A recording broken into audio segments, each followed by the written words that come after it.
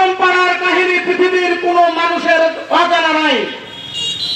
আমাদের বাংলাদেশের প্রধানমন্ত্রীর উপদেষ্টা সালমান এফ রহমান তিনি কত কোটি টাকা পাচার করেছেন, তার টাকার হিসাব নিয়ে যদি বাংলাদেশের বাজেট প্রণয়ন করা হয়, আমার পক্ষে এটাই বলতে পারি 3 থেকে 4 বছর বাংলাদেশের বাজেটে আর কোনো টাকা লাগবে না। সম্মানিত দেশবাসী, নিয়ামতপুরের 1 আসন, নওগাঁ 46 1 আসনে আমাদের সামনে চলছে দাদার শাসন। আমরা নাম আর ভয় বলতে পারি না মুসলমান। এই মুসলমান আমরা দাদার শাসন দেখেছি।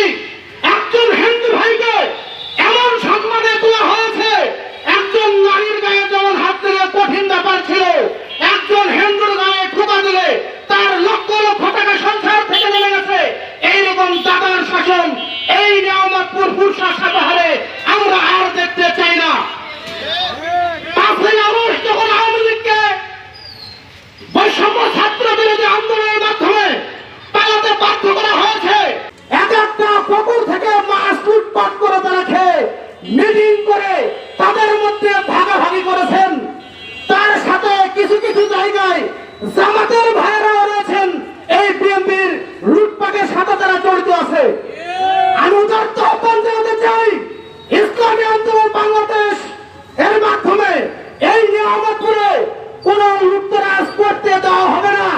প্রশাসন ভাইদেরকে আমি বলবো, ওসি স্যারের সঙ্গে সাক্ষাৎ করেছি, টিএনও স্যারের কাছে সাক্ষাৎ করেছি। এই জনসভার মাধ্যমে বলতে চাই, কোথাও যদি কোনো চাঁদাবাজি হয়, কোথাও যদি লুটপাট হয়, কোথাও যদি রাষ্ট্রের সম্পদ দখল করার চেষ্টা হয়, আমাদেরকে স্মরণ করবেন। জান দিয়ে আমরা চেষ্টা করবো রাষ্ট্রীয় সম্পদ রাষ্ট্রে রাখার জন্য। এর সাথে সাথে বলতে চাই, সামনের নির্বাচনে আমরা চাই না, কোনো দলই চাই না, প্রত্যেকটা দলের আমরা সাথ দিয়েছি। আমরা এককভাবে 2008 সাল থেকে নারী নেতৃত্বের মধ্যে শহীদ চরমনাই কখনো চাই নাই, এখনো যাবে না। যারা ইসলামী হুকুমতের জন্য কাজ করবেন, পীর সাহেব হুজুর দল আহ্বান জানিয়েছেন, আমাদের মধ্যে জোটে আসেন। আমরা মুসলমান একজোট হই, জোট হওয়ার পরে বাংলাদেশের ইসলামী হুকুমত কায়েম করি। কিছু কিছু ইসলামী দল এবং সমমনা দল সাড়া দিয়েছেন, আর কিছু কিছু ইসলামী দল এখনো সাড়া দেন নাই। আমি ওদের আহ্বান জানাবো যে হেফাজতে ইসলাম, ইসলামী আন্দোলন, জামাত ইসলাম, তবলিগ জামাত, ওলামা সম্মেলন, যতগুলো দল মত আলে হাদিস ভাইরা, প্রত্যেকটা একটা আহ্বান, ইসলামী হুকুমত কায়েমের জন্য ইসলামী আন্দোলনের সাথে থাকবেন।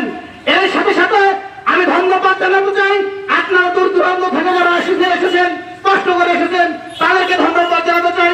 সাংবাদিক ভাই জনি ভাই আমাদের আছেন, তাকে ধন্যবাদ জানাতে চাই। গোয়েন্দা সংস্থা যারা আছেন তাদেরকেও ধন্যবাদ দিতে চাই, এবং প্রশাসন ভাইকেও ধন্যবাদ জানিয়ে সর্বস্তরের জনগণ